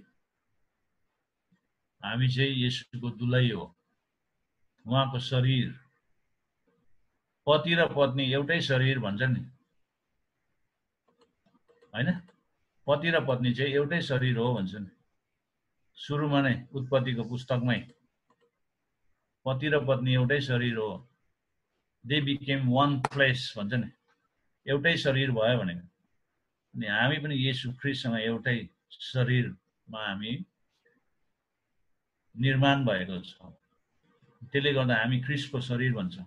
चर्च चाहिँ को हो भन्दा church is body of Christ, येशूको शरीर, द ब्राइड अफ क्राइस्ट, ख्रीष्टको दुलै। दोस्रो डिफरेन्स, भिन्नार्थक, इजरायलले येशू ख्रीष्टलाई जन्माए भन्नुको मतलब हामीले प्रकाश 12 को 1 देखि 5 मा हेर्यो भने त्यो एउटा स्त्रीले त्यो एउटा पुत्र जन्माएको कुरा छ नि त्यहाँ। अनि त्यो स्त्री चाहिँ वास्तवमा को हो भन्दाखेरि इजरायल हो। अब इजरायलको वंशबाट नै, यहुदी वंशबाट नै येशू ख्रीष्ट जन्मिनु भएको भन्ने कुरालाई हामीले बुझ्छौं। त्यसले गर्दा इजरायलबाट उद्धार आयो। Salvation comes from the Jews भन्नुको मतलब त्यही हो। Salvation चाहिँ को भन्दाखेरि पहिलो कोरिन्थी 1 को 30 ले येशू ख्रीष्ट, उद्धार येशू हुनुहुन्छ, पवित्रता येशू हुनुहुन्छ, धार्मिकता येशू हुनुहुन्छ। येशू नै हाम्रो जीवनको स्रोत हुनुहुन्छ। अनि salvation comes from the Jews, यहुदीबाट उद्धार आयो। यदि इजरायलले येशू ख्रीष्टलाई जन्मायो भनेदेखि येशू ख्रीष्टले मण्डलीलाई जन्माउनु भयो। आमेन। Christ gave birth to the church। एउटा शारीरिक कुरामा चाहिँ तपाईले नहेर्नुहोस् है, यो कुरालाई शारीरिक रूपमा, यो आत्मिक कुराको वर्णन। मत्ती 16 को 18 मा प्रभुले के भन्नुभएको छ? I will build my church. भविष्यमा हुने कुरा गर्नुभयो। म मेरो मण्डलीलाई स्थापित गर्नेछु यस चट्टानमा।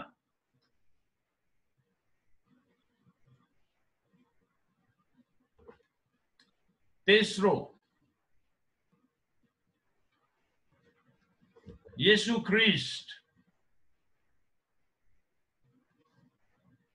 ख्रीष्टले इजरायललाई बचाउनुहुन्छ। ट्रिबुलेसनको अन्तमा, एन्ड अफ ट्रिबुलेसनमा येशू आउनुहुन्छ र आर्मगेदनको लडाईलाई उहाँले खतम गर्नुहुन्छ, नाश गर्नुहुन्छ। त्यहाँबाट इजरायललाई येशूले प्रोटेक्सन दिनुहुन्छ, सुरक्षा दिनुहुन्छ, बचाउनुहुन्छ। त्यहाँ भनेछ चुनेहरूको दिन नघटाएको भए तिनीहरू बाँच्ने थिएन।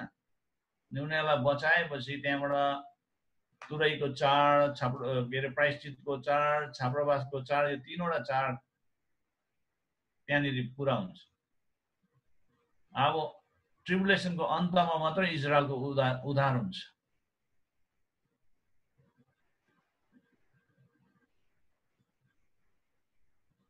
तर चर्चको लागि उहाँ कहिले आउनुहुन्छ भन्दाखेरि र्याप्चरमा। चर्चलाई बचाउनको लागि उहाँ र्याप्चरमा आउनुहुन्छ। यूहन्ना 14 को 1 देखि 3 लाई हामीले पढ्यो भने हामी त्यहाँ त्यो कुरालाई बुझ्छौँ। पहिलो थेसलोनिया 4 को 13 देखि 16 पढ्यो भने त्यहाँ हामीले बुझ्छौँ चर्चको लागि। पहिलो कोरिन्थी 15 को 52 मा भनेको छ, आँखाको निमेषमा हो हामी सबै परिवर्तन हुनेछौँ भन्ने। चर्चको लागि र्याप्चरको समय राखिदिनु भएको छ। हामी इजरायलीहरू भन्दा हामी अघि जान्छौँ। परमेश्वरले हामीलाई त्यो जल प्रलयमा पर्नुभन्दा अगाडि नै उहाँले उठाइहाल्नुहुन्छ। तर जल प्रलयमा पनि चुनेकोहरूलाई, त्यो नोआको परिवारलाई जस्तै परमेश्वरले उनीहरूलाई बचाउनुहुन्छ। चौथो डिफरेन्स,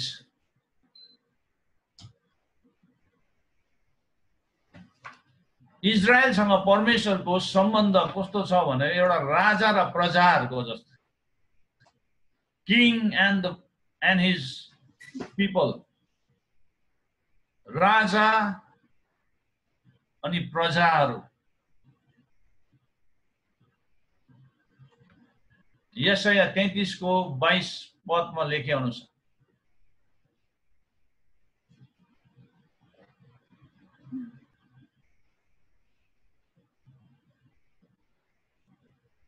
तर ख्रिस्टको मण्डलीसँगको रिलेसनसिप चाहिँ कस्तो छ भन्दाखेरि शिर अथवा दुल्हा र दुलाईको। एफिसी 5 को 22 देखि 23 अघि हामीले पढिहाल्यौँ। शिर र शरीर भनेको जस्तै, अथवा दुल्हा र दुलाही।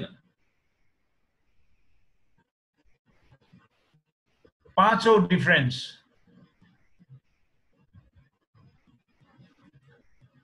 परमेश्वरले इजरायलको लागि आफ्नो योजना उत्पत्ति 12 अध्यायदेखि सुरु गर्नुभएको छ।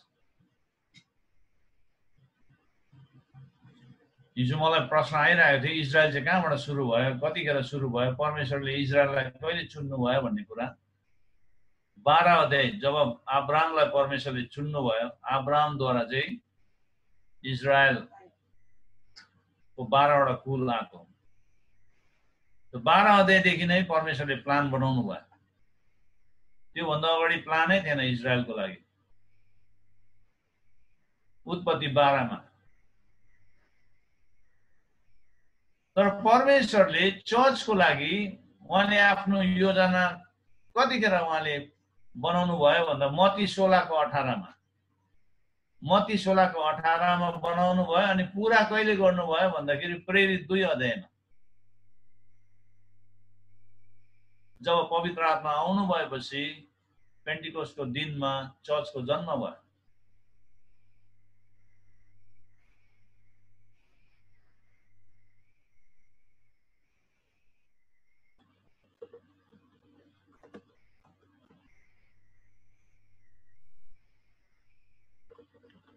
पहिलो कोरिन्थी 12 को 13 ले भन्छ, किनकि एउटै पवित्र आत्माद्वारा हामी सबैले एउटै शरीरमा बप्तिस्म पाएको छौँ। यहुदी वा ग्रीक, कमारो वा फुक्का वा हामी सबैलाई एउटै पवित्र आत्माबाट पिउन दियो भनेछ। अब यहाँनिर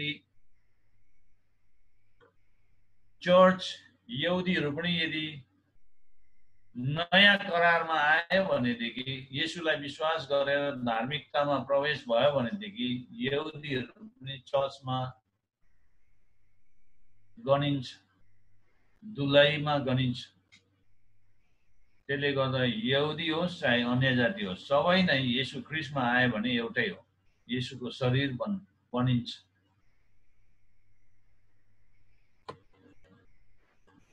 प्रेरित 1:5 मा किनभने योहन्नाले त पानीले बप्तिस्मा दिए, तर अब थोरै दिनमा पवित्र आत्मामा तिमीहरूको बप्तिस्मा हुनेछ। अनि पेन्टिकोस्टको दिनमा त्यो कुरा पुरा भयो।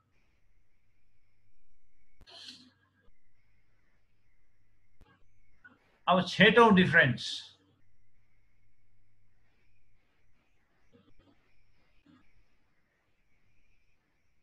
पाँच भागमा 4 भाग बाइबलमा भएको हरेक कुरा इजरायललाई सम्बोधन गरेको छ, इजरायललाई एड्रेस गरेको छ भनेदेखि एक भाग, 5 भागमा एक भाग मात्रै चर्चसँग सम्बोधन गरेको छ, चर्चलाई एड्रेस गरेको छ। त्यो न्यू टेस्टामेन्ट हाम्रो नयाँ नियमको बाइबलमा हेर्यो भनेदेखि त्यो पनि गस्पलमा प्राय जस्तो चाहिँ इजरायलकै विषयमा छ। त्यहाँबाट गयो भने यता लेटर्सहरू छ, प्रेरितको पुस्तकहरू छ, जति पाउलले लेखेको लेटर्सहरू चर्च सम्बन्धित छ। अनि गस्पलमा पनि छ, तर प्राय जस्तो चाहिँ इजरायललाई फोकस गरेको छ। त्यसले गर्दा यो जुन चाहिँ मत्ती 24 अध्यायको जुन चाहिँ त्यो प्रोफेटिक कुराहरू छ, एन्ड टाइम्सको कुराहरू छ, त्यो चर्च सम्बन्धित छैन। त्यो इजरायल याकुबको सङ्कष्ट कालको समयको बारेमा हो। याकुबको भनेको चाहिँ इजरायलीहरू त्यो सङ्कष्ट समय भएर जानुपर्छ अनि उनीहरूलाई कस्तो कस्तो प्रकारको त्यहाँनिर समस्याहरू सामना गर्नुपर्छ, त्यो चाहिँ त्यहाँनिर बताएको छ। त्यसलाई इङ्ग्लिसमा चाहिँ ओलिभेट डिस्कोर्स भन्छ, जैतुन। तर हामीले त्यहाँ सबै कुरालाई अध्ययन गर्दै गयो भनेदेखि चाहिँ पिताको हृदयलाई हामीले बुझ्छौँ, परमेश्वरको योजनालाई हामीले बुझ्छौँ। तपाईँ हाम्रो होइन रहेछ, यो त इजरायलको रहेछ भनेर तपाईँले फेरि च्यातेर नफाल्नु नि। फेरि त्यो सबै हाम्रो, त्यो इजरायल र हामी जब प्रभुमा आएपछि चाहिँ हामी एउटै हुन्छौँ।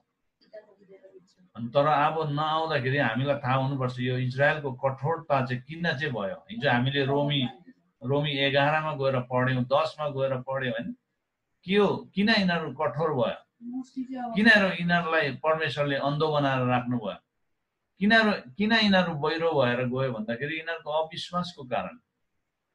अनि अर्को कुरा चाहिँ जबसम्म यहुदीहरू के अरे अन्य जातिहरूको सङ्ख्या पुरा हुँदैन तबसम्म यिनीहरू त्यतिकै रहन्छ। कारण त हामीलाई हाम्रो सङ्ख्या पुरा हुनु पर्यो नि त। अनि हाम्रो सङ्ख्या पुरा नहुन्जेलसम्म उनीहरूलाई त्यसरी राख्नुहुन्छ परमेश्वरले। तर पनि अझै पनि परमेश्वरको उनीहरूप्रति आफ्नो हात उहाँले पछाडि नै रहनु भएको छ। अहिले पनि उनीहरू धेरै प्रभुमा आइरहेको छ। जब उनीहरू प्रभुमा आएपछि चाहिँ हामी सबै एउटै मण्डली हुन्छ, युनिभर्सल चर्च, सर्वव्यापी मण्डली। परमेश्वरको उद्देश्य नै के छ, हामी सबैलाई सर्वव्यापी मण्डली बनाउने। यहुदी अन्य जाति हामी सबै एउटै बोटमा हामी जोडिन्छौँ। आमेन। त्यो चाहिँ परमेश्वरको इच्छा हो। साँचो दागको बोट म हुँ भने येशूमा हामी जोडिनुपर्छ। हामी चाहिँ उहाँको हाँगाहरू, फल फलाउने हाँगा।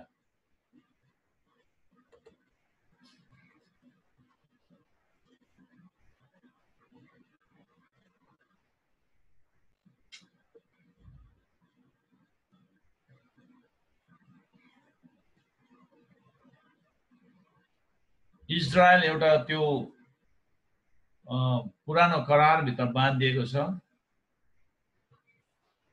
मण्डली नयाँ करारभित्र बाँधिएको छ। पुरानो करार, नयाँ करार, old testament and new testament.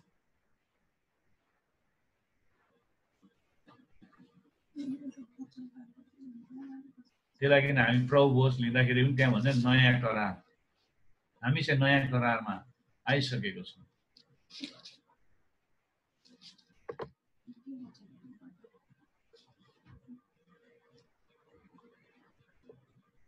8औं, Israel एउटा नेसन, एउटा राष्ट्रको रूपमा देखा परेको छ।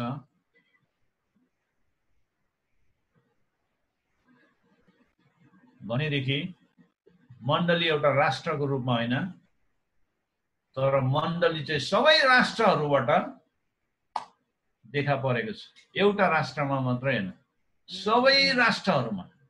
मण्डली is church is comprised of people from all nations. सबै राष्ट्रहरूबाट,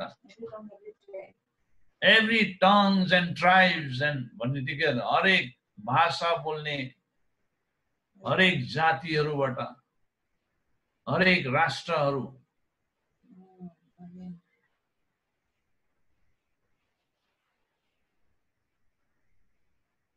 चर्चको ठुलो छ नक्सा, इजरायलको सानो छ, खाली यहुदीहरू मात्रै।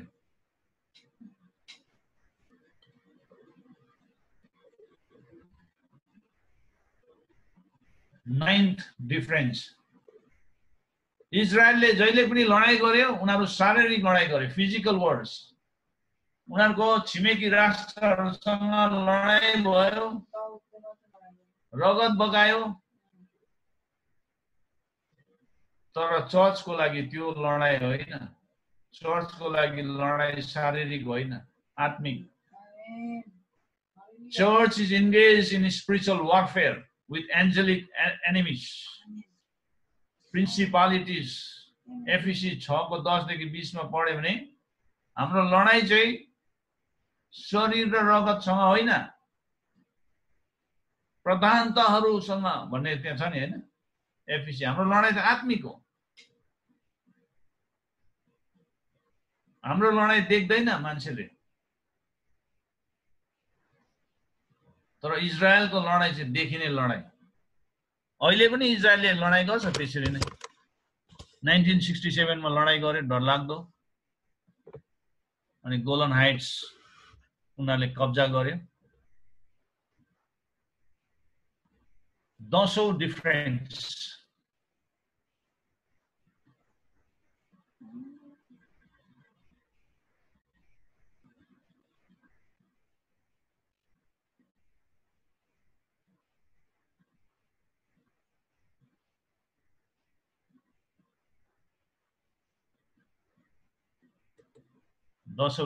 हेऱ्यो भने इजरायलीहरूलाई ल्यान्डहरू दिन्छु भनेर परमेश्वरले प्रतिज्ञा गर्नुभयो, जमिनहरू। 15 अध्यायमा गएर हेऱ्यो भने उत्पत्तिको।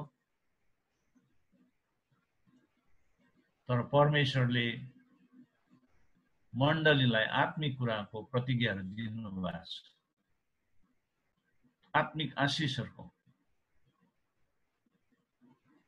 एफिसी 1:3 मा गएर हेऱ्यो भने हामीलाई परमेश्वरले स्वर्गीय स्थानहरूमा आत्मिक आशिषहरू दिन्छु भनेर प्रतिज्ञा गर्नुभएको छ। चर्चको लागि चाहिँ आत्मिक कुराहरू ज्यादा परमेश्वरले राखिदिनु भएको छ, शारीरिक भन्दा पनि आत्मिक। त्यसले पाउले भन्छ हामी देखिने कुरामा होइन, तर विश्वासद्वारा हिँड्छौँ। आत्मिक कुराहरू हामीले आत्माद्वारा मात्रै देख्छौँ, आत्माको दृष्टिकोणबाट। 11th,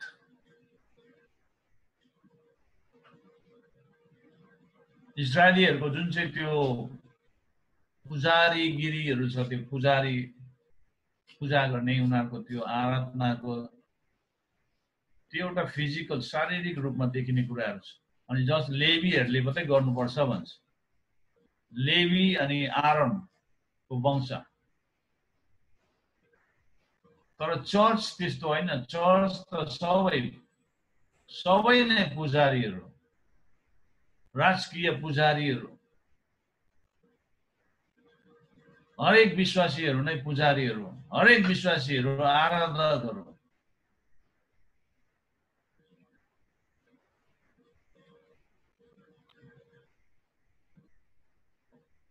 तर इजरायलीहरूमा चाहिँ के छ भने खालि लेवी र आरोनको वंशले मात्रै पुजारीको रोल गर्न सक्छ, प्रिस्टको रोल गर्न सक्छ। 12th डिफरेन्स, इजरायल मिलेनियम किङडमको सुरुमा, 1000 सालको राज्यको सुरुमा रेजरेक्सन हुन्छ इजरायलको।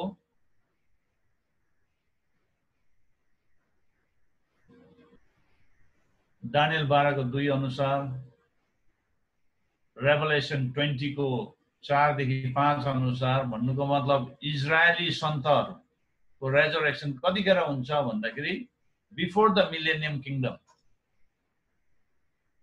तर चर्चको बिलिभर्सहरूको रेजरेक्सन कतिखेर हुन्छ भने र्याप्चरमा हुन्छ। र्याप्चर पहिलो थेसलोनी 4 को 13 देखि 18, पहिलो कोरिन्थी 15 को 20 देखि 58 सम्म लेखेको कुरा। 13 डिफरेन्स, इजरायलको जजमेन्ट कतिखेर हुन्छ भन्दाखेरि कहाँ हुन्छ भन्दाखेरि पृथ्वीमै हुन्छ, जब येशू दोस्रो आगमनमा आउनुहुन्छ ट्रिबुलेसनको अन्तको समयमा। तर न्यू टेस्टामेन्ट बिलिभर्सहरूको लागि, चर्चको लागि न्याय कहिले हुन्छ भन्दाखेरि येशूको न्याय आसनमा, जब हामीलाई स्वर्गमा लगिन्छ र्याप्चरमा, अनि त्यो न्याय आसनमा हामीलाई इनाम दिने कुराहरू। जस्तै हामीले 5 वटा इनामको मुकुटको बारेमा हेर्यौं, अध्ययन गर्यौं, जो पहिलो कोरिन्थी 3 को 10 देखि 15, दोस्रो कोरिन्थी 5 को 10, रोमी 14 को 10 पद अनुसार त्यो कुराहरू पूरा हुन्छ।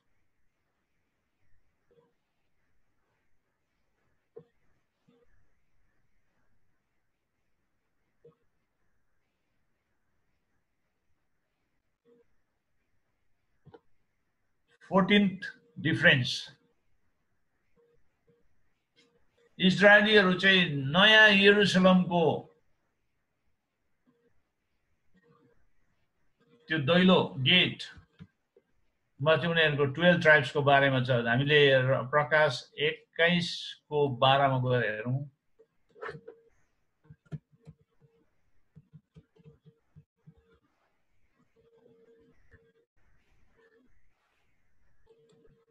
प्रकाश 21 को 12, यसको वरिपरि ठुलो र अल्गो पर्खाल थियो र त्यसमा 12 ढोका थिए अनि ढोकाहरूमा 12 स्वर्गदूत थिए। ती ढोकाहरूमा इजरायलका 12 कुलको नाउँ लेखेको थियो भन्दैछ। त्यो ढोकाहरूमा, त्यो नयाँ यरुशलेमको त्यो गेट्समा पर्खाल, अल्गो पर्खाल थियो। त्यहाँनिर त्यो ढोकाहरू थियो, 12 ढोकाहरू थियो अनि त्यो 12 ढोकामा चाहिँ 12 कुलको नाउँ लेखेको थियो भन्छ। त्यो चाहिँ अब न्यू जेरुसलेमको बारेमा कुरा हुँदैछ। आफ्टर न्याय, त्यो सेतो सिंहासनको न्याय पछि जब हामी इटर्निटीमा प्रवेश हुन्छ त्यतिखेरको कुरा।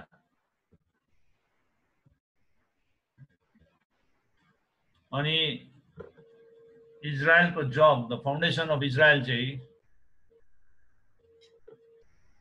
त्यो 12 कुलहरू चाहिँ, त्यो 12 कुलहरू चाहिँ इजरायलको एउटा जग हुन्छ, फाउन्डेसन अफ इजरायल हुन्छ भनेदेखि त्यो नयाँ सिटीमा, नयाँ सहरमा भनेदेखि मण्डलीको फाउन्डेसन चाहिँ 12 प्रेरितहरू हुन्छ। 14 मा लेखेछ, 14 मा 21 को 14 मा पढ्नुहोस्। यहाँ भन्छ सहरको पर्खालको 12 जग थिए भन्छ। त्यहाँ त्यो जगहरू थिए, तीमाथि थुमाको 12 प्रेरितहरूको 12 नाउँ लेखिएको थिए। आमेन। अपोस्टल्स, 12 अपोस्टल्स, 12 चेलाहरू। They are the foundation of the church. अनि पहिलो कोरिन्थी 3 मा गएर हेरे भनेदेखि त्यही प्रेरितहरूले बनाएको फाउन्डेसनमा नै हामीले माथि थप्दै जानुपर्छ भन्ने कुरा छ नि।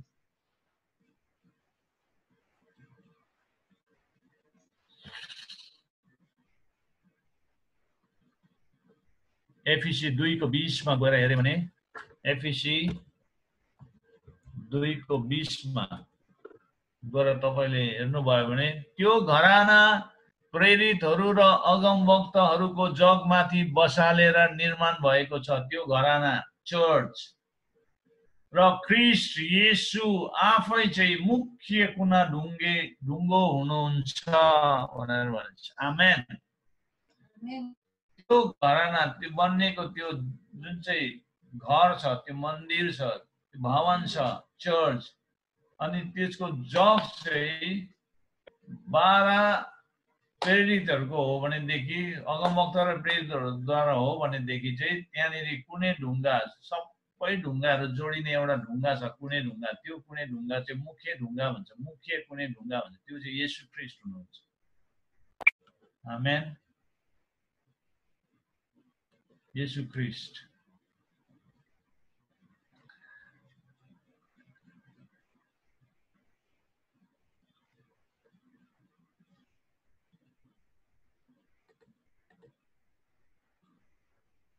फिफ्टीन्थ डिफरेन्स,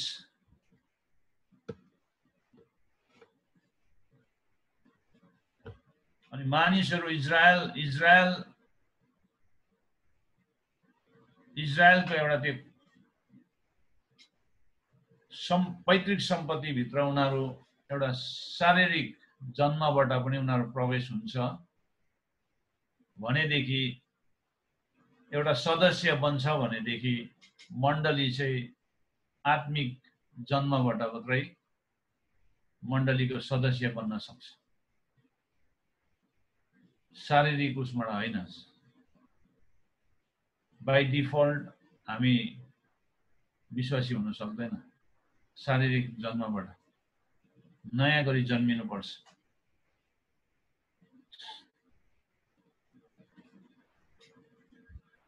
सिक्सटीन्थ डिफरेन्स, इजरायललाई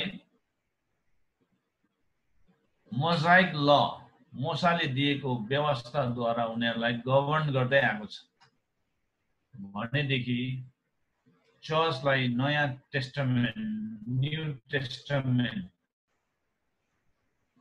दिएको छ, नयाँ करार, जो परमेश्वरको वचन, द कम्प्लिट वचन, जुन बाइबल हाम्रो हातमा छ, जुन चाहिँ न्यू टेस्टामेन्ट लेटरहरू चाहिँ विशेष गरी चर्चलाई दिएको छ, डाइरेक्टली अबाउट द चर्च। पत्रहरू, नयाँ नियमको पत्रहरू, स्क्रिप्चर्स, परमेश्वरको वचन।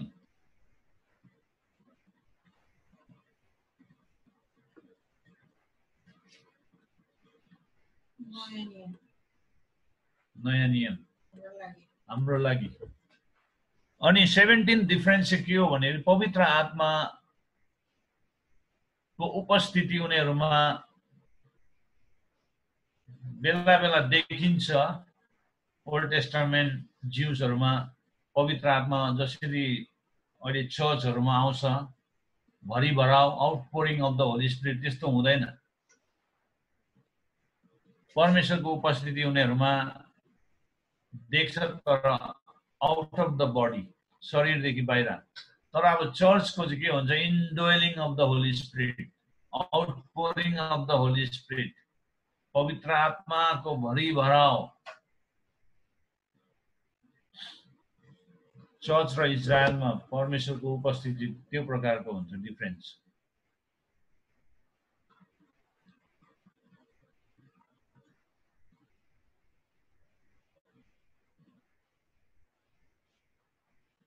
मत्ती 24 को 15 मा गएर हेरौँ।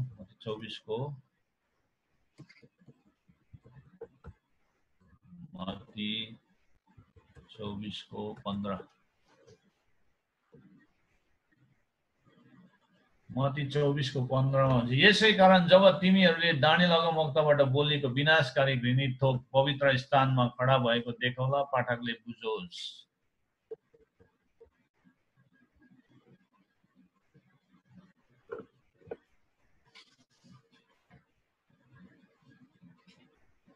अनि 20 पदमा के भनेको छ, तर हिउँदमा वा साबतमा तिमीहरू भाग्न नपरोस् भनी प्रार्थना गर।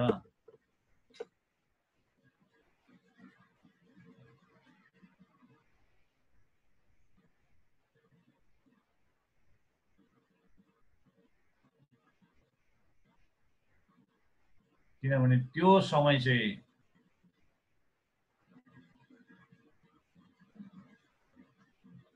इजरायलीहरूले त्यो ख्रिस्ट विरोधीलाई सामना गर्ने दिन डरलाग्दो। त्यतिखेर तिनीहरूको आँखा खोलिन्छ।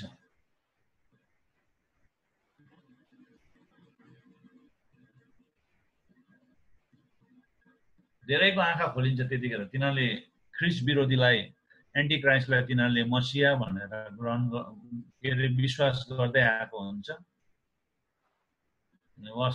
अन्तमा गएर त्यसले त्यो मूर्तिलाई खडा गर्दा त्यो पवित्र स्थानमा त्यो घृणित थोकहरू त्यहाँनिर राख्दाखेरि त्यहाँबाट तिनीहरूको आँखा खोलिन्छ।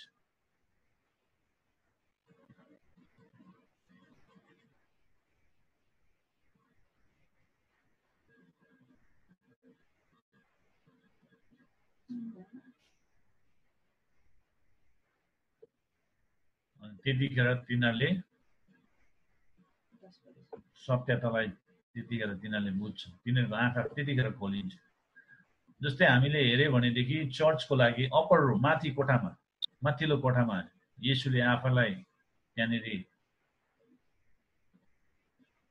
इजरायलीहरूलाई के अरे आफ्नो चेलाहरूलाई बताउनु भएको गहिरो कुराहरू छ। त्यहाँ यूहन्ना 13:17 हामीले पढ्यौँ भने त्यसलाई अप्पर रुम डिस्कोर्स भन्छ।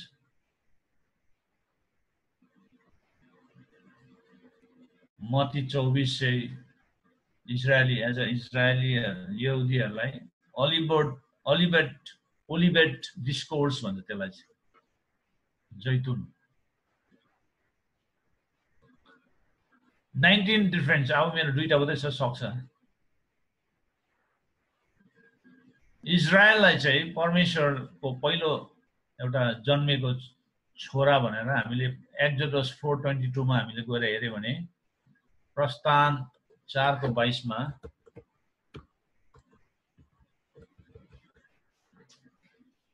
तब तैले फारोलाई भन्, परमप्रभु भन्नुहुन्छ, इजरायल मेरो जेठो छोरो हो। इजरायल चाहिँ मेरो जेठो छोरो हो भनेर परमेश्वरले भन्नुभएको छ इजरायललाई।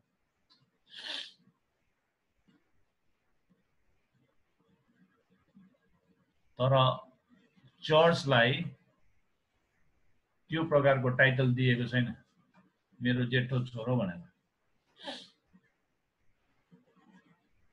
चर्च चाहिँ के हो भन्दाखेरि येशू ख्रिस्टमा विश्वास गर्नेहरूलाई के भनेछ, 1:12 मा, जनको 1:12 मा गएर हेऱ्यो भने जन 1:12 मा चर्चलाई के भनेछ भने, तर जतिले उहाँलाई ग्रहण गरे र उहाँको नाउँमाथि विश्वास गरे उहाँले तिनीहरूलाई परमेश्वरको छोराछोरी हुने अधिकार दिनुभयो भनेछ। आमेन। सन्तान हुने अधिकार, छोराछोरी हुने अधिकार दिनुभयो भनेछ। तर त्यो समयमा मात्रै एउटा के अरे जब प्रस्थानमा भनेको छ त्यहाँनिर हैन, त्यहाँ रेफर गरेको छ इजरायल चाहिँ के हो भन्दाखेरि परमेश्वरको जेठो छोरो भनेर त्यति मात्रै भनेको छ त्यहाँनिर। तर अब हामीले यता न्यू टेस्टामेन्टमा आयो भनेदेखि विश्वास गर्नेहरू, येशू ख्रिस्टलाई ग्रहण गर्ने र विश्वास गर्नेहरू चाहिँ परमेश्वरको छोराछोरी भनेर। अनि 20औं डिफरेन्स, 20th डिफरेन्स चाहिँ के भने इजरायलको प्रोग्रामहरू जति पनि छ त्यो चाहिँ ओल्ड टेस्टामेन्टमा प्रकट भएको छ।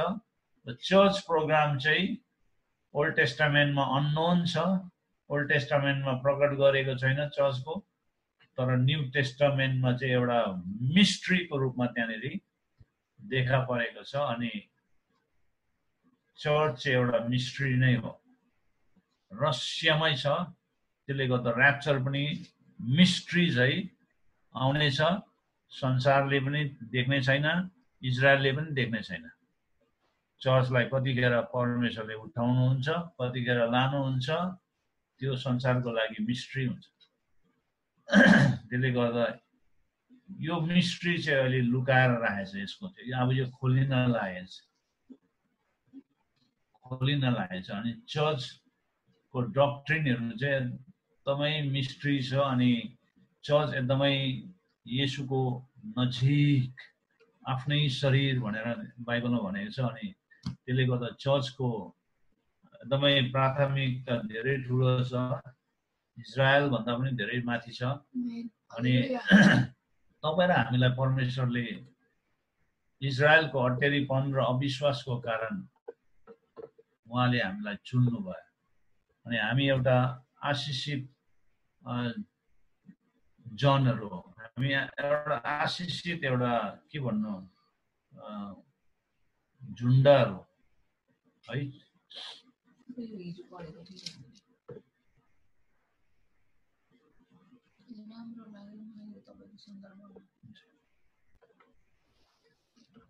अनि यहाँनिर पास्टर नियामले मलाई यहाँ लुका 2:32 मा भनेको छ, अन्य जातिहरूलाई प्रकाशको निम्ति ज्योति, तपाईको जाति इजरायललाई चाहिँ महिमाको निम्ति ज्योति भनेको छ। प्रकाशको निम्ति ज्योति र एउटा महिमाको निम्ति ज्योति, किनभने इजरायलीहरू चाहिँ महिमा खोज्नेहरू हो नि त, महिमाको पछि कुद्नेहरू। तर परमेश्वरले चाहिँ हामीलाई चाहिँ प्रकाश दिनुभएको छ, जुन प्रकाश पाएकोहरू चाहिँ अन्धोपनमा कहिले पनि हिँड्दैन। आमेन। अहिले इजरायली अझै पनि शारीरिक कुराहरूमै उनीहरू छ, तर हामीले आत्मिक कुरालाई बुझिसकेको छौँ। परमेश्वरले आत्मिक प्रकाश हामीलाई दिइसक्नु भएको छ। त्यसले गर्दा हामीले जतिको बुझेको छ इजरायलीहरूले बुझेको छैन। परमेश्वरको प्लानहरू चाहिँ परमेश्वरले हामीलाई प्रकट गर्नुभयो, चर्चलाई प्रकट गर्नुभएको छ। अनि church knows in and out, बिगिनिङदेखि सुरुदेखि अन्तसम्म चर्चलाई ज्ञान प्रकाश चर्चले पाइसक्यो, तर इजरायलीहरूले पाएको छैन। That is the biggest difference. सबभन्दा ठुलो भिन्नता चाहिँ त्यो छ। हामीलाई सुरुदेखि अन्तसम्म थाहा छ, तर इजरायललाई थाहा छैन। They are still waiting for messiah to come. तर हामीले पाइसक्यो, हामीले चिनिसक्यो। अब हामी त उहाँको दोस्रो आगमनको प्रतीक्षामा बसिरहेछ। ताली बजाउनुहोस् न, तेरो पनि नबजाउनु भएको। त्यसले गर्दा हामी एकदमै हाइली प्रिफर्ड मान्छेहरू, परमेश्वरले हामीलाई त्यो स्तरमा राख्नु भएको छ जुन स्तर इजरायलले पाउन सकेन उनीहरूको त्यो अटेरीपनको कारण। तर पनि परमेश्वरले इजरायललाई पूर्ण